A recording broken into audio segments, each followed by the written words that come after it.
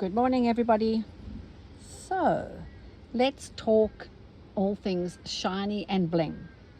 You can see on my little hexagon project here, I have added little flower sequins, and those of you who ordered my pack, some of you got the beautiful dark sort of charcoal sequins, and I'm sure you thought, my hat, that's a bit odd. I'm sure you thought you were getting all brightly colored ones, but I threw these in because I think sometimes sequins and buttons, I'm very scared of buttons, can take away, attention and focus, whereas these little charcoal ones are very nice because they're adding bling, but there's not too much happening on this project. Now this little project, that the hexagon thing, for me, I'm going to be using it. So the stitches that I'm going to be working on here won't necessarily, I will be using silk ribbon, but they're not going to be anything that might catch, the stitches will catch on something if I use it. So beautiful looped stitch flowers I will not be using on here. I'm going to keep it quite flat so that it's user friendly for me. Ignore this, that I've just put that there for you to see dimensions. And now when I bead, I decant my sequins and beads into a little caper lid with a bead mat. I find it so much easier to bring my beads and sequins to me rather than me reaching over for them. So that's just a little thing that I do. And also good beading thread. This is a Nemo beading thread made as in the fish Nemo. It's a really good one. It doesn't stretch, and it over time it doesn't break over time. And also some of the sequins, especially the what are these called, bugle beads, they don't, this thread isn't cut by them. And normally, traditionally, you match the color of your thread to the color of your bead or sequin. However, when I'm working on black or cream, for example, or my beading thread that I will use will be a black, regardless of the color bead or sequin. Okay, and also if I'm working on just a cream background, I will always simply use a cream colored Nemo beading thread. So normally the beading thread matches the color of your bead, but not in the case of sort of black or cream. Now, beading needle, I don't use a traditional beading needle. I prefer not to. I just find them so dangerous. I don't know, they break so easily and bend. And so for me, this pack of boa needle size 3 to 9, as you know, I use that and just a chenille needle. That's my needle kit. And this needle is a number 9. That goes on the end of, it's the thinnest one in this pack, and you'll find that that'll be absolutely perfect for all your beads. Okay, so let's begin our beading little thing to add some, I'm losing beads everywhere. I'll just end this off because I was busy doing that the other day when part of my daily stitching. All right. So I'm going to, let me just tell you something, that there's nothing worse than a wobbly bead. Just putting it out there, So I'm a little bit pedantic about it. I'm sure you don't have to be as anal retentive as I am when it comes to beads, but I err on the side of being, now let me see if I've got any green beading thread I bought outside here. I tell you what, the jasmine has been so great, and it's still flowering now. So I'm a happy camper. I love jasmine, and it's all around me when I sit here and sew outside. There you go. I'm having difficulty threading this needle. I think my ring cut is a bit blunt. Jennifer, you're taking too long to thread this needle. What's happening?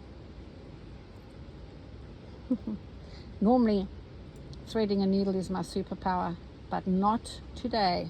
There, done it. Oh, happy days.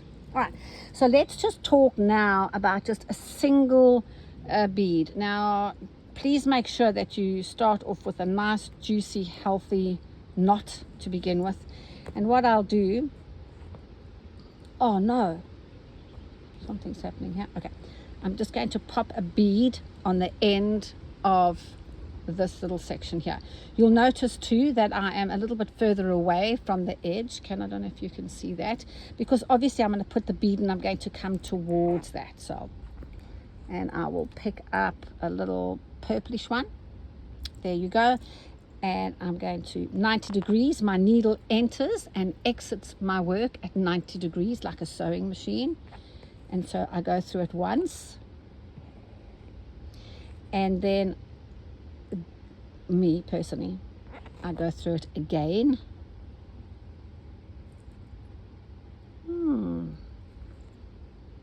I've got little gremlins here, or little tokolosh as they say in South Africa, and back down again. So I go through the bead twice, and then I've got really bad news for you. I have an anchoring knot before and after every single bead, like a string of pearls. So behind this one, I'm going to do an anchoring knot.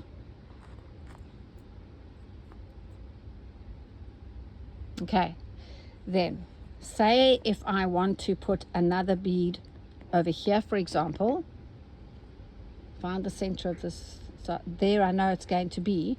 So what I'll do now, behind my work, I'm going to do another anchoring knot. So that's before and after every single bead. So now I can go ahead and add another bead to this. So we'll pop this one on here.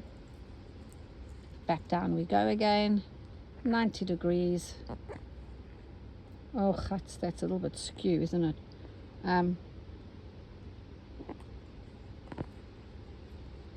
Go through her again. I'm the boss of her, so she must do what I tell her to do. I've gone through her twice, turn the work over, and do an anchoring knot behind there again. I know you all think I'm a bit mad, but I know that this is going to be used a lot. I'm going to keep all my sewing stuff in. So these beads must know their place and they must stay there. They mustn't get wobbly, and that's the only way they're going to know their place is if I anchor before and after every single bead. Okay, so there we go. I've just put a single bead on there. Now, if I'm wanting to add a sequin, for example, so I'm going to come up over there. So I need to form an anchoring knot there.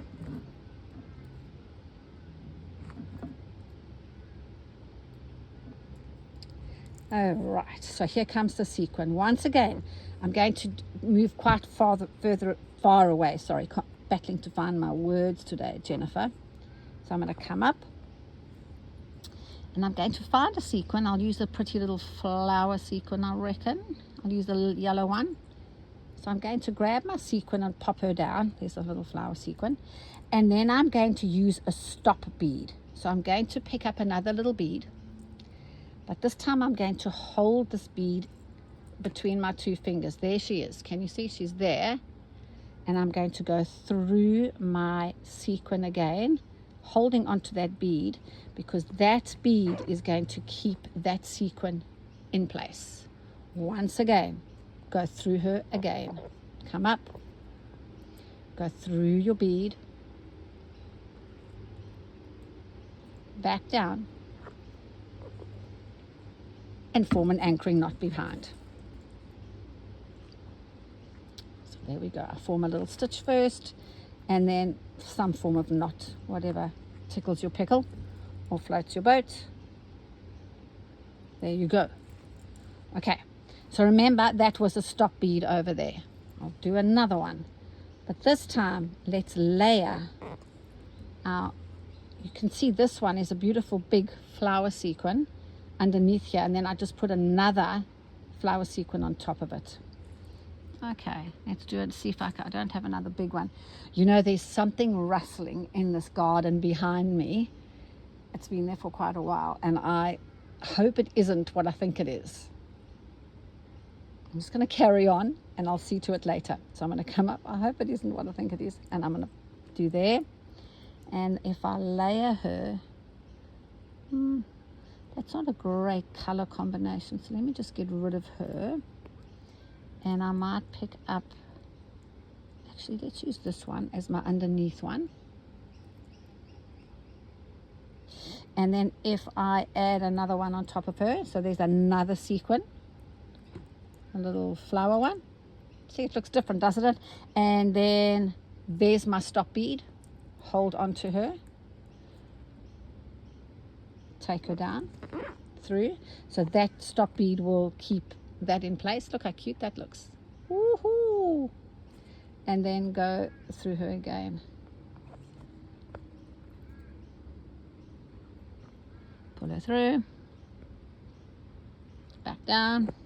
Second one will keep, the second time you go through that bead, it will keep that bead in place and make her lie the way she should lie. And back again I go. And you can see that my whole little string, not before and after every single bead.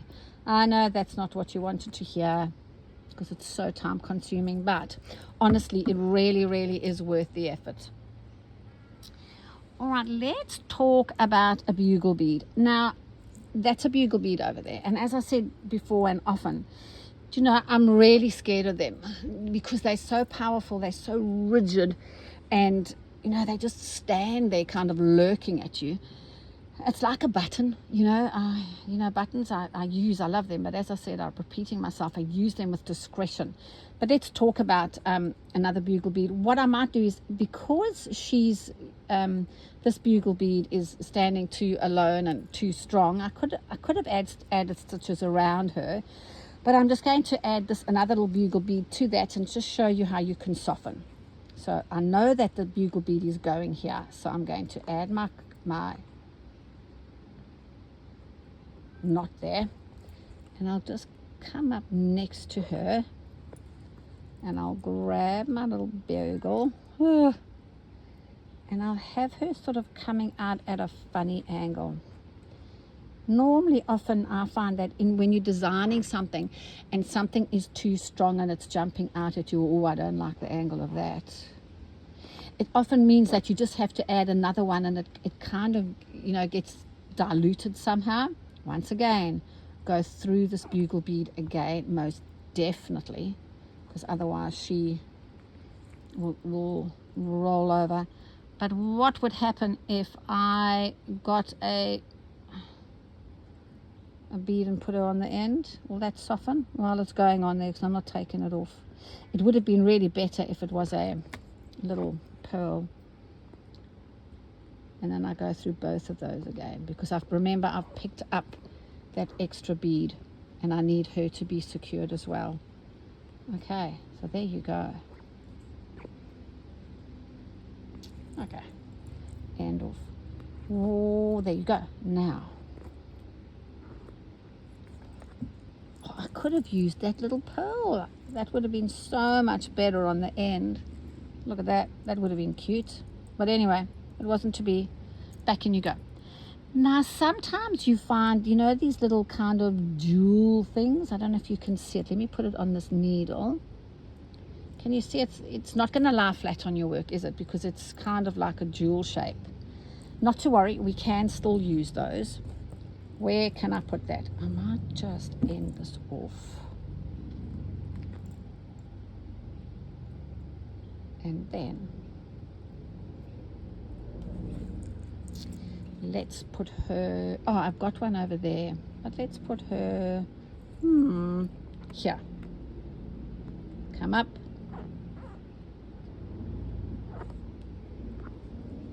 Grab her. Losing this thread. And I don't have my threading mojo today, so that's a bit of an issue. Ooh. Don't you just hate that? All right, so there she sits, but she's not going to lie, you know, and sometimes you want them to be a little bit sitting upright. So if that's the case, just grab another bead. There she is. I'm going to keep this bead in my hand as my stop bead, and I'm going to go back down through her again.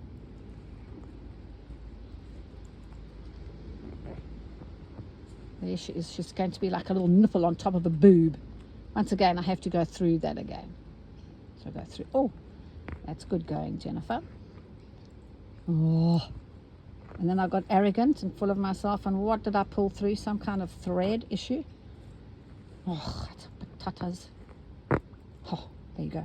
And then back down through. What happened there was that I went through my beading thread at the back, and now I've gone through a knot. Oh, come on, beading mojo, work for me. Let me just pull this through. Goeie genade. And it's so hot, my hands are slippery. There you go. So you see she's sitting a little upright, and sometimes you need that. That's quite cute, sort of in the center of a flower, etc, etc, etc. So there you go. That's your beading technique. And I really encourage you to make your beads nice and secure, and then you can see at the end where all my beads have been nicely secured. There you go. There they are, turning over, anchored before and after, and there you have it. Then I'm going to move on to this. So I'm going to unpick this, and for those of you who bought the pack, the beautiful color pack, I'm going to be using some of this. So I'm quite liking that. So that might go on there, but I don't really know as yet.